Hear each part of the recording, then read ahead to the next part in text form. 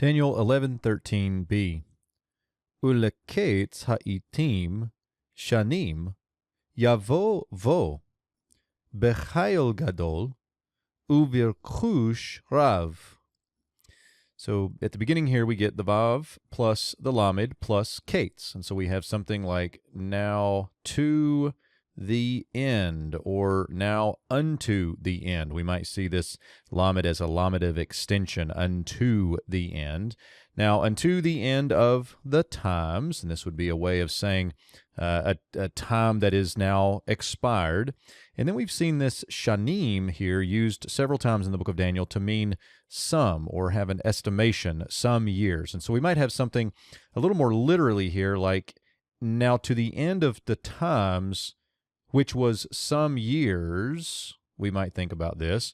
Or we could just put all this together and make it a little more abbreviated and say after some time, a certain number of years, or after some years, something like that. It's a temporal notion, but you can see how it's put together there with and to the end of the times, some years. Next, we get the call imperfect third masculine singular of the verbal root bo, and you can see all of the pieces there of the root. You can also see the yod performative there of the third masculine singular. So we get he will come. Then we get this infinitive absolute again. Now we saw this back up in verse 10. That time it was with a vav consecutive on a call perfect and coming, and he will come, coming. Here it's on the imperfect, he will come, coming. And so I think it gives us that durative notion again. He will continue on coming.